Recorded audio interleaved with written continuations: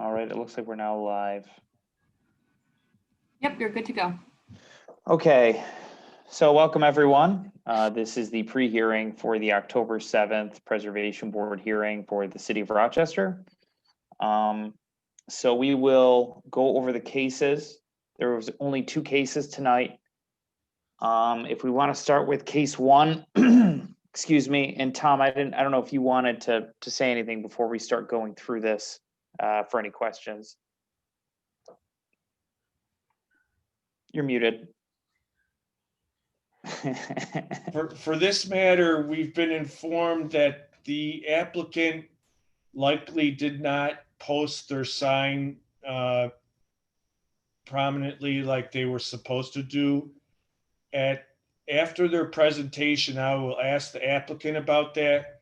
If, as it appears is the case, that they didn't post their sign, then this will be a matter like some of the others where you handled, where we'll have the rest of the hearing today, but then we'll just continue it because we can't have you all make a decision when the applicant hasn't, if the applicant hasn't posted their notice, their sign notifying people of the application.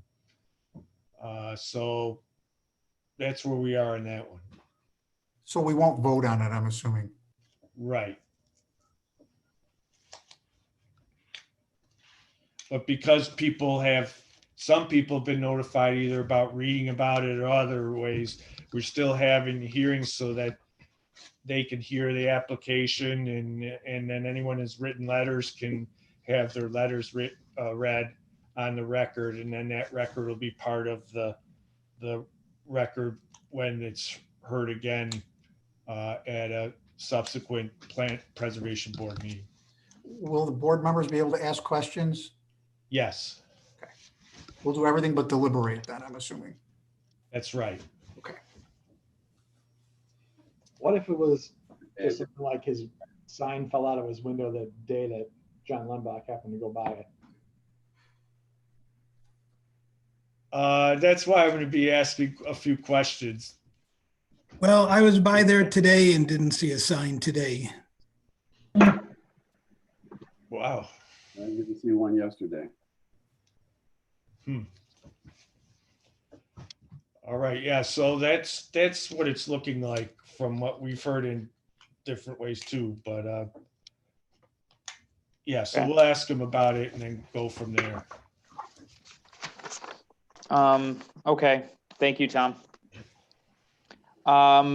One thing that I think was asked, so the applicant noted in the application, before we get into any questions or comments, the applicant noted that they were looking to approximate the overall styling of similar signage, and pointed out the recently approved case for Pittsford Dairy, and put an image of that in their application.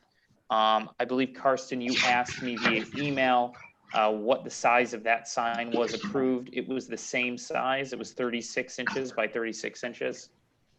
I was wondering more what the material of the sign was. Just because the one that they're proposing is PVC, and that's technically not in the design guidelines. Yes, I believe it was wood. I believe the sign that they had proposed previously was wood, or I'm sorry, the one that Pittsford Dairy had proposed and was approved was wood. But let me confirm that, and I'll take a look in our files while we discuss this. My other question, if you're going to go in there, was how was that one lit? So that was in external lighting, similar to Similar fashion? Yeah, similar fashion, almost exactly Really? the same type of gooseneck lighting. Yeah. Well, the Pittsford, they're proposed. Oh, yeah, you're right. Okay. I don't think that they talked about a specific lighting design. In fact, I think John Lembach brought that up too. There's an image of it, how they would light it on page 8.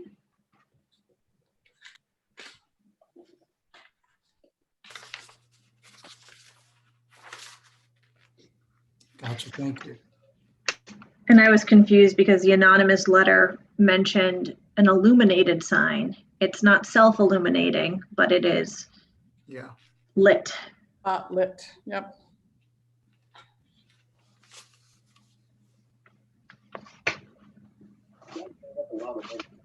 Are there any other questions about the application? Chris, I have a question. This is Deborah.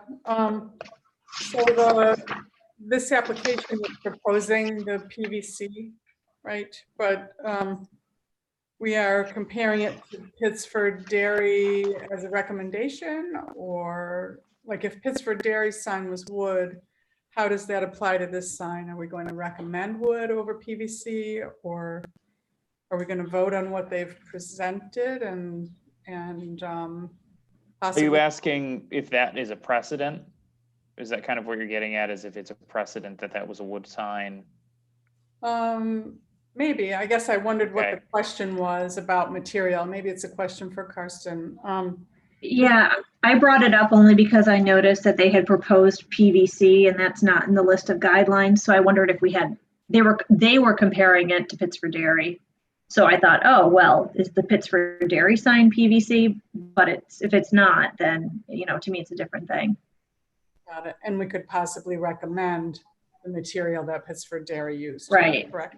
I was going to question the PVC, and if we had approved it previously, that would be something to consider. Gotcha. Thank you. But it sounds like we're not going to deliberate on this. Oh, I have a question. In John Lindbach's letter, he's asking the board to require them to repair their transom. Mhm. Something the board can or cannot do. Yeah. Ed, that's something that we're looking into. We've looked up the prior approval, and that's something that we'll look into and make part of the application when it comes back to the board. So I think Ed is actually talking about The transom. the transom point, not the awning, which is another awning. point. Yeah, Correct. to address. 2 points. So the transom, I mean, is he alleging that it's broken, or? I don't know can't- what he's alleging. It looks Yeah. like they knocked out a bunch of lights so they could run the power out for that. Whatever was lit up before. It's missing like 1, 2, 3, 4, 5 panels of glass in it. Yeah, so that would be a good set of questions to ask the applicant, whether they're responsible for that, or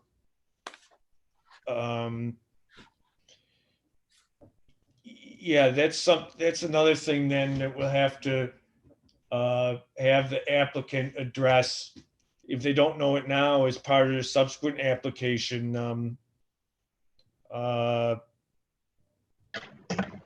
Whether there were alterations to the transom that need to be included in an application.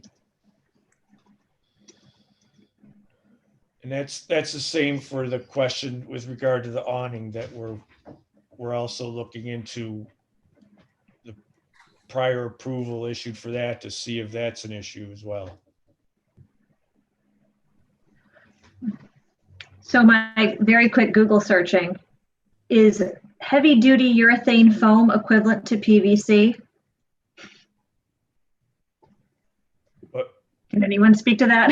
so whose sign is heavy duty urethane foam? That heavy duty urethane foam is an approved preservation guideline material. That's I mean, are they technically the same thing? I don't know, but the heavy duty urethane foam is the type of sign that gets carved out.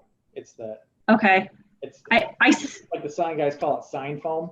Mhm. Okay. You see it routed out and that kind of thing, but this looks smooth with graphics applied to it. Yeah, But I think that's what we're trying to get to. one of these sign guys is going to be here tonight because he logged on earlier, so I don't remember Okay. if it's, him or the storage sign guy. Okay. Yeah, I think and just that's on all these questions, yeah, ask them on the record, just so that the applicant really knows what what our questions are, what the issues are that they have to resolve, including if we're looking at any issue of precedent or what was put at the dairy, we should have on the record what was put at the dairy. Yeah, and Yeah. I'm looking in our records and I can't find it easily, but when we take our break, I'll take a look and get that information to you. But going back to what Tom was saying, those are all the sign consultant will be there tonight. So you'll have an opportunity to ask that gentleman about the construction of the sign and the specifics of material. Okay. So let's move on to case 2, which is 48 King Street.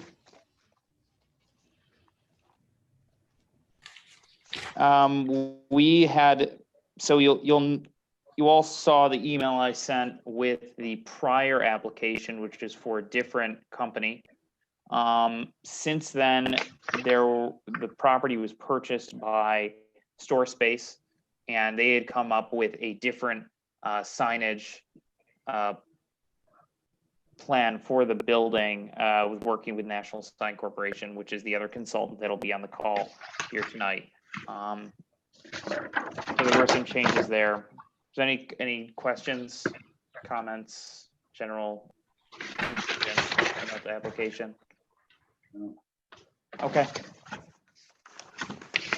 So one thing I do want to point out, if you turn to page 2 of the application, so that would be the staff report page, the second one, you'll see that under code compliance, this is in the CCD district, which is the city center district, and the Cascade, where there's many different city center districts.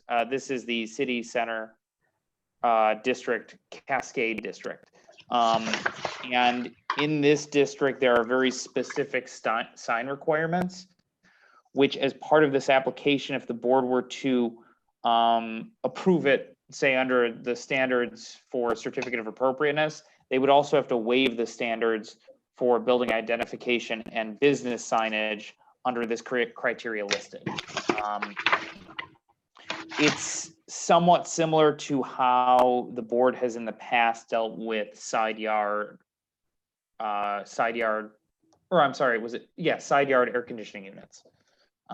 Whereas there's a section of the code that does apply to that as well. So the board's going, as individuals, you're going to have to go through this in your deliberations and make a determination that you're going to be waiving these signage requirements as well, because it would be outside of what would be allowed within this district under the normal zoning code standards. Mm-hmm. So Chris, are all 9 of the building identification standards need to be waived, or are there just certain ones of them? So I listed them all because I didn't want to use my discretion in determining that. So I was thinking that maybe that would make sense for the board to go through it and use their discretion to determine that. Right. There's 1 or 2 that are obvious. Yeah. May not be. Does that seem like the right course of action, Tom?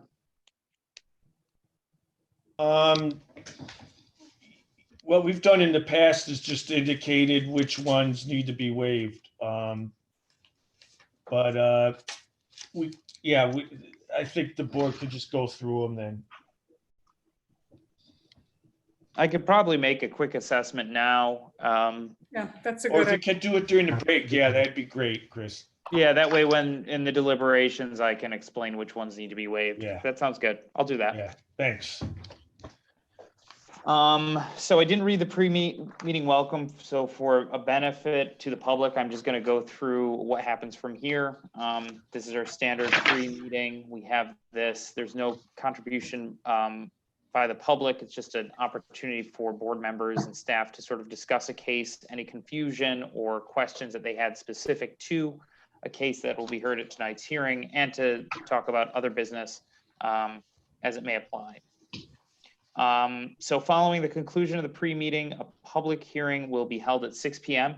All cases will be heard, applicants will present, and public comments will be read into the record. After the conclusion of the hearing, deliberations will follow. I want to revise that statement. At the conclusion of each case the deliberations will follow. The board will take action on cases that were heard at the public hearing. There is no participation by applicants or the public. And that concludes our pre-meeting. Oh, Chris, Yes. on a different note, a few meetings back, the board approved that laundromat sign on that plaza, Park Avenue, I think 630 Park Avenue. And I saw the laundromat sign is up, but next to it, there's been a huge love sign painted on the wall. Was that something that was approved? So that doesn't actually need to be approved. Murals and public art are not subject to review unless it constitutes signage.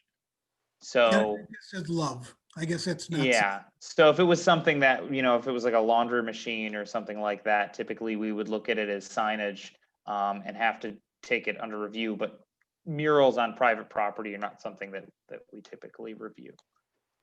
Are you anti-love, Ted? I'm pro keeping with the preservation board rules.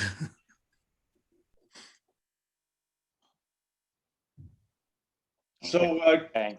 it was on a painted surface already, right? Yes. Oh, that's a good point, Tom. So Yeah. if they did paint a love mural on an unpainted stone surface, or that was not that would be acting without a certificate of appropriate. Correct. So if it was like a brick building that had exposed brick that was never painted before, and someone had painted a mural on the building, that would be subject to review by the board. That's correct. But paint in general is an exemption under the zoning code for being exempt from certificates of appropriateness. If someone was to paint their house and they have wood clapboard siding, and it was previously painted as such, they wouldn't have to have any review done to paint their house again. So in this case, the building was already painted. That's a very good qualifying point, Tom, to bring up. This building was already painted. Yeah, it's more for the public because these Yeah. board members know from the stone porch painting case we had that. Correct. Yeah. Good question, though, Ed. All right. So, you can mute yourselves, turn off your video, and we will reconvene at 6 p.m.